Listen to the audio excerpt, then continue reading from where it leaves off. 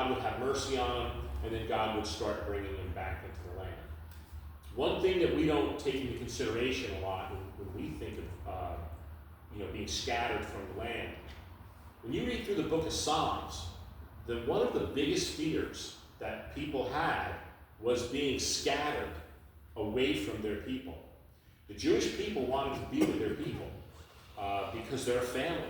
It's the Jewish family, Abraham, Isaac, Jacob, and Jacob's 12 sons make up the nation of Israel. And then, of course, millions and millions came out of that. But these people wanted to be together as a family. And when they prayed to have judgment upon the wicked, it said, scatter them so that they're not anywhere near their homeland anymore. That was like the big thing back then. Today it's like, I don't know, give them cement shoes. But back then it was scatter them from their land. Send them far from their home. Send them far from their family. Let their children be fatherless, and let their parents be childrenless. And that's how it was always spelled out in the Old Testament when you read through the book, especially through the book of Psalms. And so, being brought back to the land was something that all the Jews want. Now, you read anything from the Jewish people today, that's what they want. They want to be brought back to the land. They want their land back. And it's their land. And there's some people who will disagree with that, but that's people who are either ignorant, they just don't know history, or they're just anti-Semitic and they don't like the Jewish people. So, fortunately for us, as Christians, it's the beginning foundation. We would not know who God, Jehovah, is, and our Messiah is, if we had not had the Old Testament. Okay? We would learn, the New Testament teaches so little about who is God, and how is he. Would we know about God's patience, waiting hundreds and hundreds of years, had it not been for the Old Testament? No. Because the New Testament time encompassed a span of time of probably 30 years. I mean, there's a little bit before it and a little bit after it, but for the most part, the bulk of the New Testament is during a very, very short period of time. Whereas the Old Testament is spanned from the beginning of time all the way up until the time that Jesus came, and we believe that was about 4,000, 4,200 years, give or take. And so we see a lot of God's character in the Old Testament. I've always told people that when I was growing up, I would always say, if you want to learn how to live as a Christian, you read the New Testament. If you want to learn about God, you read the Old Testament. And it's still true today. Now, you can learn things about God from the New Testament. And you can also learn things about salvation from the Old Testament. But for the most part, God's character is very clearly defined. I especially like the subtlety of God's sense of humor. And my favorite one is the story of when they were leaving Egypt. And God shows a sense of humor. They're like, the magicians would do these things. First of all, Moses would do things, right? And he would create miracles. Then the magicians were like, we can do that. So one of the miracles, or that the magicians did, was they created frogs. Now you have to remember, they worshiped frogs, so they can't kill them. And they created so many frogs, they were everywhere. They were in the king's palace, they were in their beds, they were in their food, they were everywhere. Now, you tell me that's not God's sense of humor. I kind of never understood that part of it. Were they demonic or something? That the magicians were able to create things like that? Yes, they got their power from the devil. And the same thing with the snakes. Yep. That's when they threw something down, it became a snake, but then Moses threw down his staff, and his snake ate their snake. Yeah. But yeah, that was all demonic power. And it was the battle, as we saw last week. We saw that Daniel was actually able to see that there's some things going on behind the scenes here that we are not normally aware of. And we're going to get into that in a minute. So yeah, that was all a battle of what does it say in the New Testament of principalities and powers and spirits and things like that. That's going on all around us. There's a whole unseen world, a spiritual world that is around us that we're not God did not create us to have an awareness to those things. So, the one question that came up last week was that who was this person that touched him and set him upon his knees? And I said there is a lot in there that shows that this was probably Jesus. Now, reading further through it, there's some compelling evidence that it is a high-ranking angel, especially when you get to verse 13. So in verse 13 it says, "But the prince of the kingdom of Persia withstood me 1 days, but lo, Michael, one of the chief princes, came to help me, and I remained there with the king of Persia. Now I am come to thee, come to make thee understand what shall befall thy people in the latter days, for yet the vision is for many days." So we see that's the glimpse of the spiritual warfare that is going on behind the scenes. We see that Michael was going to come and help him, but he was delayed. And he was delayed because there seems to be this ranking system where he had to deal with either more or more powerful angels. Now, the interesting thing about this is, it kind of reminds me of video games today. You know, especially the zombie ones, right? Now, I don't play these, but I watch my kids play tons of them. And, you know, you can't really kill the zombies. I don't think you can kill an angel either. So when they're battling, what's actually going on? You punch him, he falls down, he gets back up. You punch him, he falls down, he gets back up, and he punches you, you fall down. We don't know what the spiritual battle looks like because they don't believe you can kill an angel. There's no reference in the Bible anywhere where angels die. Now, that doesn't mean they don't, but I just don't think they do. So if that were the case, because remember in Genesis when the bad angels came down and were doing bad things, God had to take them and chain them, right, and throw them somewhere where they couldn't cause any more trouble. Well, if they could die, why don't you just kill them? Because I don't think you can kill them. I don't think the angels are created as something that can be killed. That's my opinion of it, but I don't think they can be killed. Also, it says in the end, it says that the devil and all his angels are going to be thrown into the lake of fire. And then that's where they're going to suffer for all eternity. Well, if they could die, why don't you just kill them? So I don't think they can be killed. I think there's enough evidence in Scripture to support my theory a little bit more than there would be to support some of the other ones out there. But with that said, we don't know what the spiritual battle looks like. Is it that you have to tie them up? Obviously, they can be chained. That's the one thing we know about them. So we see that the warfare that was going on back then, there is no reason to believe that that warfare is any different than the warfare going on today behind, you know, our eyes that we don't have the ability to see. Okay? It's pretty amazing, actually. Sure is. Sure is. Especially when you think about how many angels there are, you know, and that a third of them were obviously bad, because when Satan did his bad thing and was thrown out of heaven, a third of the angels were thrown out with him. And I wonder how you chain a spirit. Like, What's that? how you chain a spirit. I don't know. So, Maybe that's the only word that they could use that had that. We'll see something interesting about words. Does the Bible explain how they were created? I mean, they say they created them, but The angels. Yeah, they were created by God. They were there to minister to God. That's all they were there to do. but they're not. But they can think. I think they just do what they're told. We're not really told a lot, but they obviously can look like man. You see that in Sodom and Gomorrah, right? When they came in and the other men wanted to have relations with them, they obviously looked like men. They probably not told too much because we would end up worshiping that.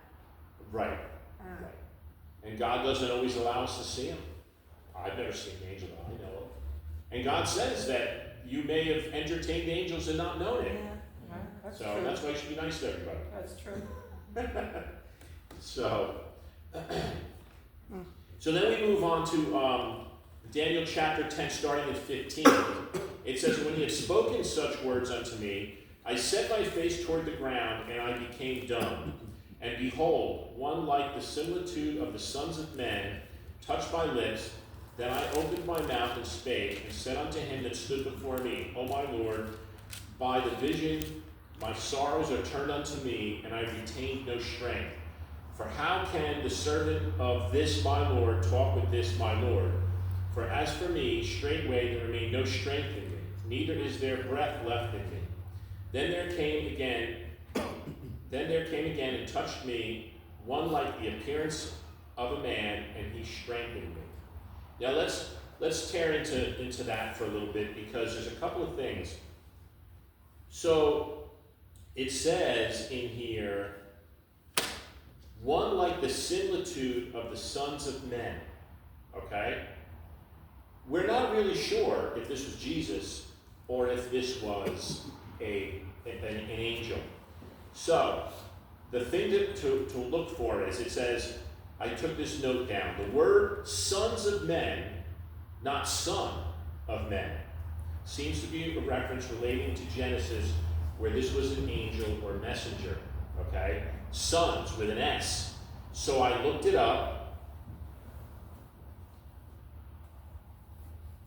Oh, there it is. I looked it up in the Strong's Concordance, and the word that is sons of men in Daniel is the same word. It's Strong's number 1121. The Hebrew word is bane. Some little funny Hebrew symbol, not spelled that way, but that's the phonetic pronunciation for it. And the word sons is that same word that was used in Genesis when it says that the sons of God saw that the daughters of men, that they were fair, and they took them wives of all which they chose. Genesis 6:2. That means whoever it was in Genesis 6:2 is the same word as it is in Daniel 10:16. So it is the same word. So it's most likely an angel. So I kind of take back what I said last week. It had a lot of the characteristics of Jesus, but you would not have the word sons. It would be son. Okay? And because if it says son of man, now you're talking about it could be God. But why do they word sons of man instead of angels? Because that's what God wanted us to know, that it was sons and not the word angel. And it's not actually, the word does not translate to the word angel. I'll tell you what, there's 3 definitions of that word. Remember, I told you that the Hebrew has a lot more words than the English language does. So there are times when in English we're not really sure what it meant, but in Hebrew it was more clear. That's why the scholars interpreted the Bible, put it into English and not the commoner. Okay? So in Daniel chapter 10 and verse 16, it says sons. Go to Strong's, okay? Part of speech, it's a noun and it's masculine, and the definition can mean, well, there's actually a bunch of them. So it can mean son, grandson, child, or member of a group. Youth, young, people of a nation. It could also mean of a lifeless thing like stars or arrows, and a member of a guild, order, or class. So these are some of the definitions that can go with that word. Nowhere in here does it say angel. Nowhere. Like at God's angels, they can't interact with humans. Well, they can fight each other. The demons are just the bad angels. So we're not really 100% sure who it is, but I'm starting to believe that it was a high-ranking angel. And of course, one of the commentaries that I read was that Jesus wouldn't have needed help, but Jesus might have waited for a certain task to be done. Remember, Daniel prayed for 3 weeks, 21 days, right? What was going on during the 21 days? Well, it was probably that these good and evil forces were battling one another, and that's why Michael couldn't get to him sooner. So the bad thing, which isn't really a bad thing, is that Daniel just had to pray a little bit more. What's 21 days when you're 84 years old, right? No big deal. All right. So the other thing that that struck me was the word sorrow, and it says. Okay, and so in verse 16 it goes on. Then I opened my mouth and spake, and said unto him that stood before me, O my Lord, by the vision my sorrows are turned upon me. And that doesn't, that verse didn't make sense right where it was. So I looked up what they were talking about. What is the sorrows? And the sorrow, the ancient Hebrew word translated sorrows as the thought of twisting or withering pain. It's used in several places in the Old Testament for labor pains and childbirth.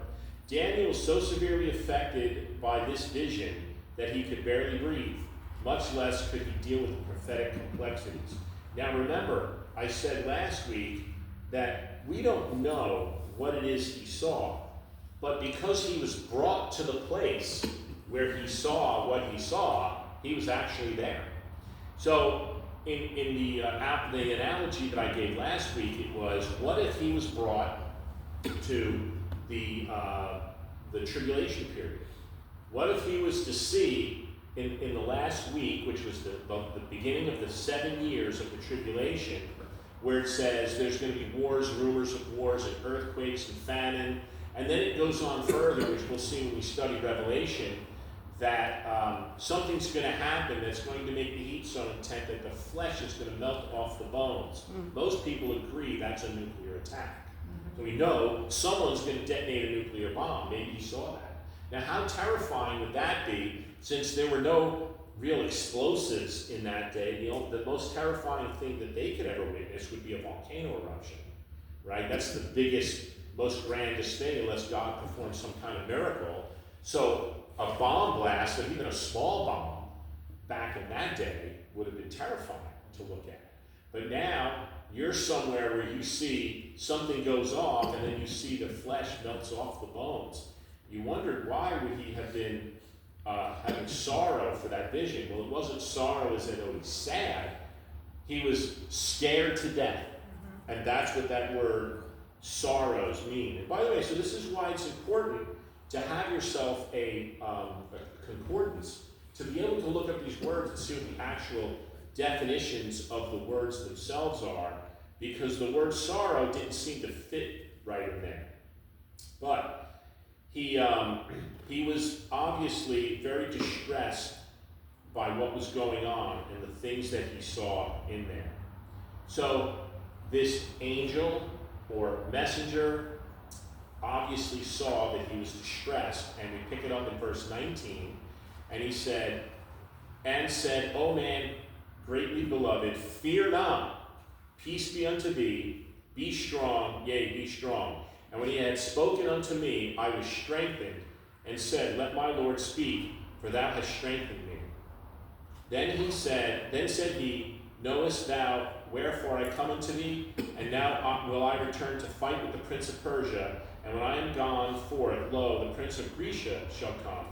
But I will show thee that which is noted in the scripture of truth, that there is none that holdeth with me in these things, but Michael your prince. So what's he doing? He came to help Daniel understand something that he was reading, to kind of answer Daniel's prayer, but he goes, but I got a job to do. I got to go back. Now we know from history that all this happened. We know that the Babylonian Empire was taken over by the Medes and the Persians, right? And that happened around, if I got my dates right, about 500 BC or BCE, depending on if you like the modern translation of before Common Era. Then we know that the Medes and the Persians were overtaken by Greece. And that's what this time frame that he's actually looking at now, he's talking about. He says, I'm busy right now, and so what's happening, we talk about behind the scenes, the stuff we don't know about. We don't know, we do know Nebuchadnezzar was moved by God to do the things that God needed him to do. And first of all, that was the Babylonian Empire executing God's judgment on his nation for their continual, willful, and persistent rebellion throughout the last couple of 100 years. So they got brought into captivity, but then God said he'll have mercy on his people, but not right yet. So behind the scenes, God had to deal with the Babylonian nation, right? And remember, there was decrees made where they said that, that the Jews are able to worship their own gods. So you can see they're starting to soften. We don't know what part the angels played in moving and stirring people's hearts. Now, I will tell you one thing, and everybody try and remember this because it affects our Christian life in everything that we do. We are not puppets on a string, and God can't make us do anything we don't want to do. People always say, oh, can God make a rock too big for him to lift? Sure, if he wants to. See, I just made a rock too big for me to lift. So that's a dumb one. But can God make you get saved? No. How do we know that? Because the Bible says God is not willing that any should perish. So if it were up to God, everybody would get saved. But it's not up to God because God gave us a will. Not only did he give us a will as Christians to accept or not accept, but he gave all of these famous leaders throughout time the same will that we have. So God can turn circumstances and he can change things, but he can't make someone do what they don't want to do. Okay?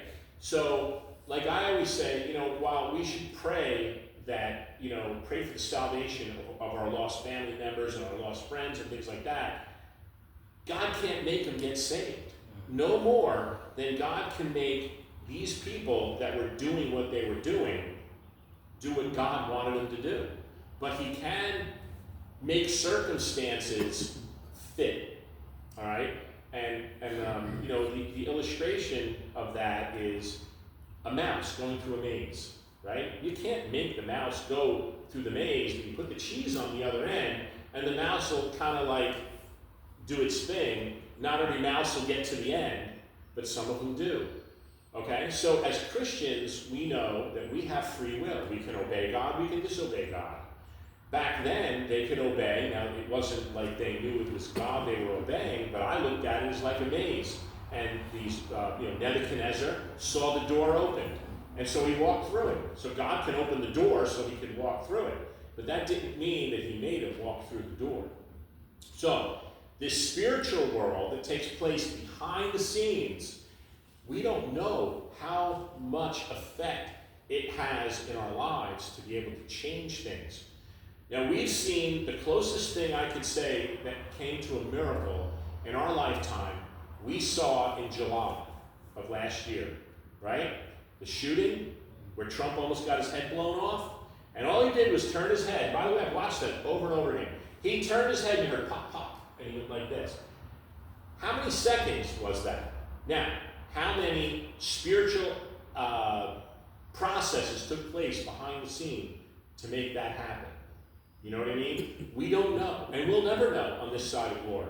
So God can set up things the way he wants them set up. But in the beginning, when God created man in his image and said, I'm going to give man the ability to make his own decisions, we've had that ability since the beginning of time. Starting with Adam, all the way up until the end of time, we will have that ability to make those decisions. We can choose to do right, we can choose to do wrong. The same thing with these guys. They can choose to go through that door that God opened for them, or they can choose not to go through it. So we see that this king, or prince, he had to go fight with the prince of Persia. Obviously, the bad guys have their demons, if you want to call them that, or their angels that they have to fight with to try and move things around to let the door open so that they would walk through it. Now, God does know the heart of man, so God knows that if you put a if you put a T-bone steak in front of me, I'm going to eat it. And God knows that. So God wants me somewhere. All he has to do is send me oh look, I just got a free gift certificate to Texas Roadhouse. You know where I'm going, right? So God can do that. And he knows us and he knows our heart. Now I use the funny stories, but you know, God knows what it takes to make us tick. And he knew it about the bad guys as well as the good guys too. So we'll finish up with the last. That was the last verse. Let's see what else I had written down. Daniel was about to receive the answer to his prayer. The battle was not over for his heavenly messenger. Okay, that was what somebody wrote in their little study that they did. So he had to battle the Prince of Persia, right, and then the Prince of Greece. So he's going to actually be there a long time because it took more time when Greece took over from Persia. Now we also know that after that the Romans then conquered Greece, right? So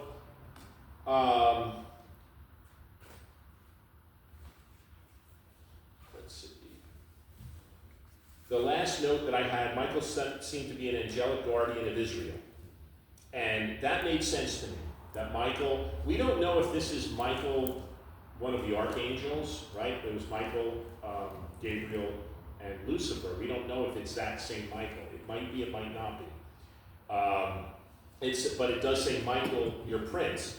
And he seems to be some type of guardian of Israel, battling against the demonic representatives of Persia or any other who oppose God's people. On earth, Israel seems to be lowly and weak, but in the heavens, Israel had the mightiest representative of all. So it could have been Michael, the archangel, right? I can't wait to see Michael. I bet he's massive. Yeah. Maybe just really, really smart. And just to make, in Jude, it's strange. He when he had the confrontation with Satan, he said, "The Lord rebuke you."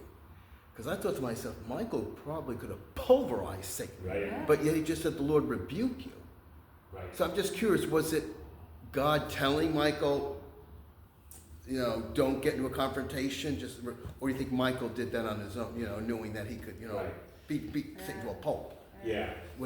Because I was surprised that the Lord rebuke you for a strong angel like Michael. It's kind of odd that he True, would true. have a very soft response. I'm not criticizing either. Yeah. So the bottom line of chapter 10 was, first of all, how scared. Most of the chapters about him and how scared he got when he saw this being and how this being helped him. But the bottom line here is Daniel was being shown that even when God executed his judgment on his people, Israel, and removed them from the land, that he still had his angel guarding the people from evil with Michael. And I believe the same thing is happening today. Okay? Now that doesn't mean that the Jewish people are not going to be executed. We've seen the Holocaust. We've seen anti-Semitism all over the world.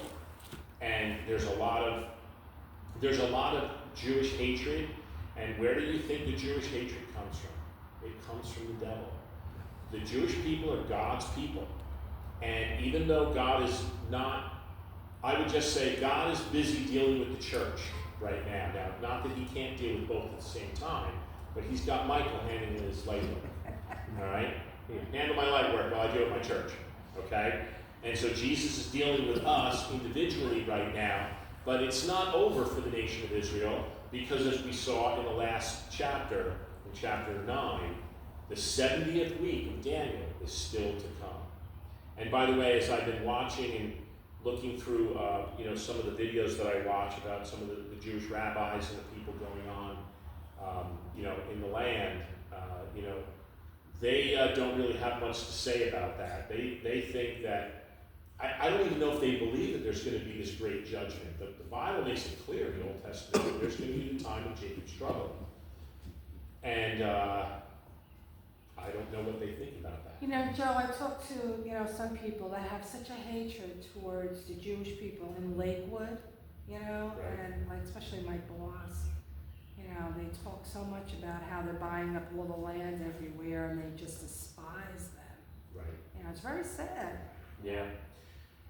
It is. And, there's two things that happen. First, a lot of time, the Jewish people, let me rephrase it, the American Jew tends to bring it upon themselves. They're a little different than the Jews. They're very different than the Jewish people over in Israel. Yes. Okay, now you have to remember, like I said last week, there are two distinct groups of Jewish people. There's the religious Jew, and then there's the non-religious Jew. Most of the world is non-religious. You can tell a religious Jew because they dress different, right? First of all, the very least, the lowest level, if you want to call it that, of Judaism, where you worship God, you have yarmulke. But then it goes upward from there, from the curls to the garments with the four corners, to the black suits, to the hats. There's different levels of their. I don't even know what you would call it. I don't want to call it religious devotion to it, but there are different levels. They all have names, and I'm just not up on what all of those names are. But they, the ones that are in Israel want to be left alone. They're not out to cause trouble. They're not stirring the pot. They're not disturbing people. Now, mess with them and watch what happens, as we just saw from this latest attack.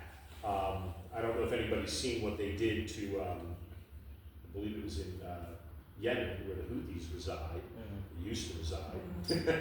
There's not much left of that place, and then they leveled the airport. If you go online and look on Google Earth, it says permanently closed. So that airport's gone. What airport did they crash? It was the one right, I believe it was right next to the capital On what? of Yemen. Oh, yeah? Oh yeah, they went in there and they bombed it back to the Stone Age. That's what happens, they got messed with. And the Prime Minister says, if you mess with us, we're going to retaliate. That's all there is to it.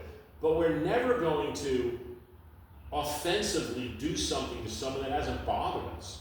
And you know, it's the same way in the United States is. We don't do that either. There was a little bit of it, you could say maybe there was a little of it during the Gulf War, where we went in and, you know, someone blows up the World Trade Center and we took over Iraq. You know, there are some people who have a little bit of an issue with that, but even still, there were some people, they were fanatics, they were jihadists who happened to live in a certain area. So we went into that area and we took care of the jihadists. And, but we didn't finish the job, so they came back. And by the way, you know, you talk about history repeating itself. Look in the Old Testament. There were some times when the nation of Israel was to go in and subdue the enemy. And God told them right up front, you are to take no spoil. You are to kill every man, woman, and child. You are to kill all of their animals and not take any of their beasts. And when they didn't, those people became one of the 400 million Islamists that are out there today who are seeking to destroy the Jews. And it's unfortunate because not obeying God, and by the way, there was no ambiguity to God's statements back then. The prophets were well known, they were proved genuine, and they said, God told me to tell you this. And they're like, yeah, nah, their spoil looks pretty good. We're going to keep all the gold. And you know their wives are good looking too, or their women, so we're going to keep their women too.